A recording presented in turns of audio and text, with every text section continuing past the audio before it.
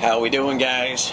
Once again, it is time for the rounds, which you know means, fortunately, today I don't have a guest. I'm not hanging out with any brewers, but I've been really lucky to be doing a bunch of that lately, so I'm not afraid to tackle this one solo. We're going to swing out to Chico, California, and check out one of my favorite breweries. Because these guys are such fierce hop heads, we're going to check out Sierra Nevada and their Northern Hemisphere hop harvest of 2011.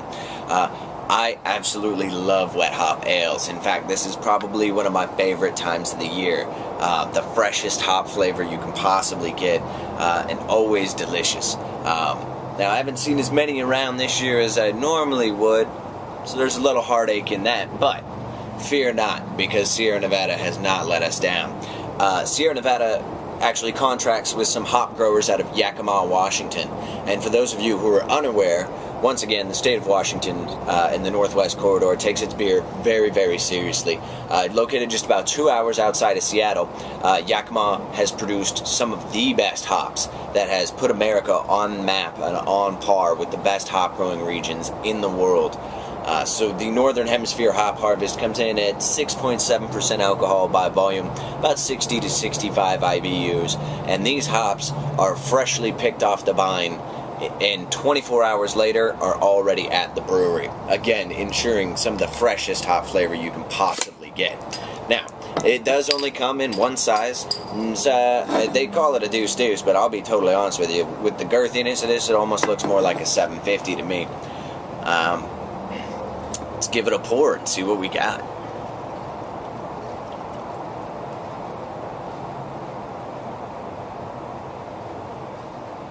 Oh, gorgeous cascading effect.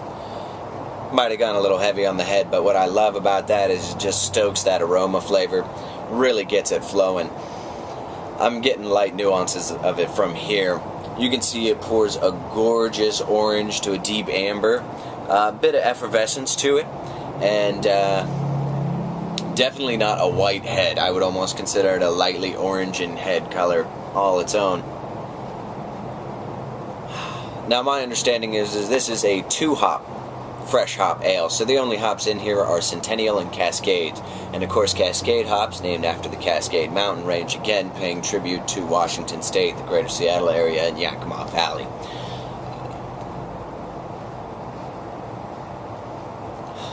Delightfully, little hints of pine, some citrus, you do get a bit of that resiny characteristic.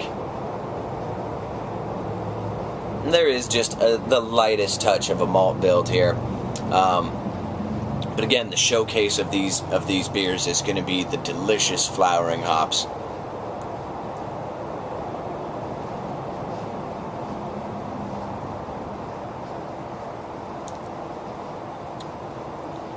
Phenomenal, absolutely phenomenal.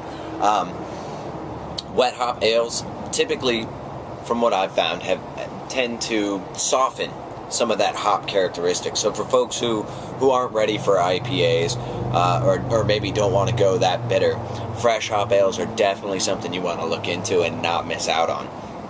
Really softens some of that bitterness that seems to get condensed once they are dried and stored and packaged, and sometimes pelletized and sometimes esterized or produced into these small liquid hops. But fresh hops, again, whole, untrimmed, picked fresh off the vine, and thrown into the beer as quick as possible.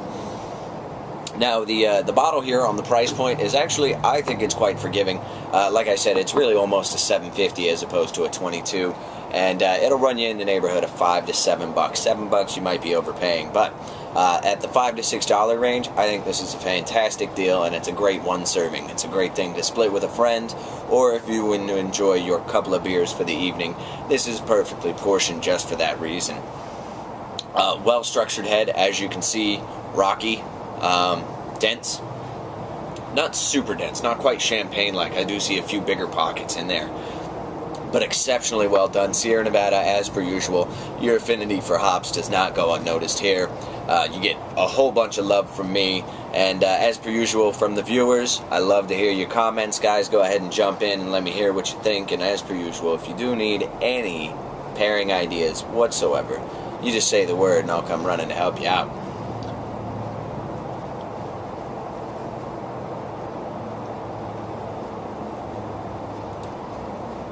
You still do get a bit of that resiny quality as well. Again, softer hops here at the beginning. You get some of that nice fresh hop resin kind of in the last third of the palate, and that's really kind of what sticks around as the lingering bitterness. But again, not intensely bitter at all. And I just love that fresh green flavor. Exceptionally well done. Sierra Nevada, thank you so much for being bigger hop freaks than potentially even I am. And as per usual, guys, this is The Rounds, part of the Brewed There, Drank That family. You know my name is Glenn, and we will see you over our next pint. Have a good one, guys.